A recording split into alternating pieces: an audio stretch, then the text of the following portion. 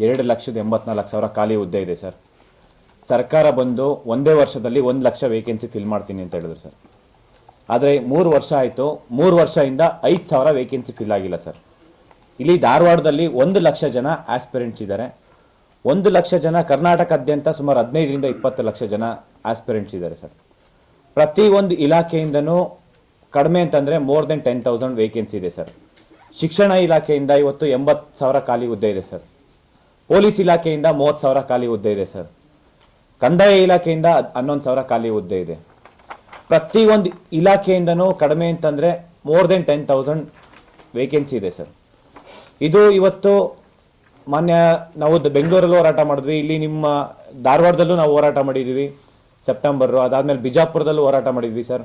Winter ಸೆಷನಲ್ಲಿ ಧಾರವಾಡದಲ್ಲಿ ಮತ್ತು ಬೆಳಗಾಮಲ್ಲಿ ಹೋರಾಟಕ್ಕೆ ಪರ್ಮಿಷನ್ಸ್ ಕೊಟ್ಟಿರಲಿಲ್ಲ.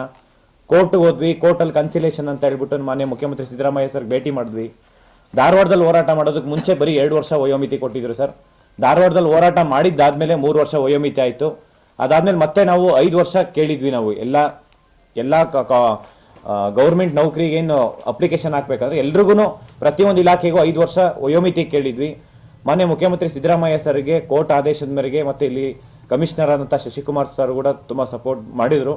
ಮಾನ್ಯ ಮುಖ್ಯಮಂತ್ರಿ ಸಿದ್ದರಾಮಯ್ಯ ಸರ್ಗೆ ಭೇಟಿ ಮಾಡಿದ್ದಾದ್ಮೇಲೆ 5 ವರ್ಷ ಅವ್ರು ಗ್ಯಾರಂಟಿ ಕೊಟ್ಟಿದ್ರು ಸರ್, 5 ವರ್ಷ ವಯೋಮಿತಿ ಕೊಡ್ತೀನಿ ಅಂತೇಳಿ. ಆದ್ರೂ ಅದೇ ರೀತಿ 5 ವರ್ಷ ನಡ್ಕೊಂಡಿದ್ದಾರೆ, 5 ವರ್ಷ ವಯೋಮಿತಿ ಕೊಡ್ತೀನಿ ಅಂತ. ಅದಾದ್ಮೇಲೆ ನಾವು ಈ ಕೂಡಲೇ ರೆಕ್ರೂಟ್ಮೆಂಟ್ ಸ್ಟಾರ್ಟ್ ಮಾಡ್ತೀನಿ, 56,000 ವೇಕೆನ್ಸಿ ನೋಟಿಫಿಕೇಶನ್ ಮಾಡ್ತೀವಿ ಅಂತ ಹೇಳಿದ್ರು ಸರ್. ಕೋರ್ಟಲ್ಲಿ ಸ್ಟೇ ಇದೆ ರಿಸರ್ವೇಷನ್ ಇಶ್ಯೂಸ್ ಆಗಿ. ಅದ್ರಲ್ಲಿ ನೀವು ಇಂಪ್ಲೀಡಿಂಗ್ ಅಪ್ಲಿಕೇಶನ್ ಹಾಕೊಳ್ಳಿ, ನಾವು AGM ಕಳಿಸಿ.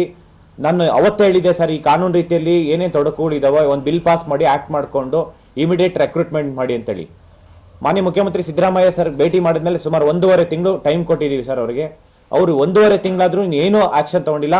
ನಾವು ಕೇಸ್ ಮುಂದಕ್ಕೆ ಹಾಕೊಂತ ಹೋಗಿ ರಾಜ್ಯ ಸರ್ಕಾರ ಇವರು ರೆಕ್ರೂಟ್ಮೆಂಟ್ ಮಾಡೋ ರೀತಿನೇ ಇಲ್ಲ ಸರ್. ನಾನು ಒಳಗಡೆ ಇನ್ಫಾರ್ಮೇಶನ್ ತಗೊಂಡಾಗ ಎಲ್ಲ ಅಧಿಕಾರಿಗಳಿರ್ಬೋದು, ಅಲ್ಲಿ ಬೇರೆ ಬೇರೆ ಏನು ಸರ್ಕಾರದ ಮಟ್ಟಿಗೆಲ್ಲ ಇರುವ MLAಗಳೇ ಸರ್, ಅಪೋಸಿಷನ್ ಎಲ್ಲರೂ ಅವ್ರು ಏನ್ ಹೇಳ್ತಿದ್ದಾರೆ, ನೀವು ಪ್ರೊಟೆಸ್ಟ್ ಮಾಡಿಲ್ಲ ಅಂತಂದ್ರೆ ಸರ್ಕಾರದಲ್ಲಿ ಈ ಸದ್ಯಕ್ಕೆ ಇನ್ನು 1 ವರ್ಷ ಆದ್ರೂ ಅವರು ರೆಕ್ರೂಟ್ಮೆಂಟ್ ಮಾಡಲ್ಲ ಅಂತ ಹೇಳ್ತಿದ್ದಾರೆ. ಇವತ್ತು ರಾಜ್ಯದ ಯುವಕರ ಪರಿಸ್ಥಿತಿ ಹೆಂಗಿದೆ ಅಂತಂದ್ರೆ ಗಿಗ್ ವರ್ಕರ್ಸ್ ಕೆಲಸ ಮಾಡ್ತಿದ್ದಾರೆ ಸರ್. ಇವತ್ತು ಮಾಡ್ಬೇಕಾಯ್ತು. ಇವ್ರು ಸರ್ಕಾರ ಬರೋದಕ್ಕೆ ಮುಂಚೆ 2.5 ಲಕ್ಷ ವೇಕೆನ್ಸಿ ಇತ್ತು, ಇವತ್ತು 2,84,000 ವೇಕೆನ್ಸಿ ಆಗಿದೆ ಸರ್. ಪಾಪ್ಯುಲೇಷನ್ ಜಾಸ್ತಿ ಆಗ್ತಾ ಇದೆ ಮತ್ತೆ ವೇಕೆನ್ಸಿ ಜಾಸ್ತಿ ಆಗ್ತಾ, ನಿರ್ದಿಷ್ಟ ಅವಧಿ ಹೋರಾಟ ಮಾಡ್ಬೇಕು ಅನ್ಕೊಂಡಿದೀವಿ. 24 DC ಶ್ರೀನಗರದಿಂದ DC ಕಚೇರಿ ತನಕ ಪಾದಯಾತ್ರೆ ಮಾಡ್ಬೇಕು ಸರ್. ಪರ್ಮಿಷನ್ ಲೆಟರ್ 14ನೇ ತಾರೀಕು ಸಂಜೆ ಕೊಟ್ಟಿದ್ದೀವಿ ಸರ್.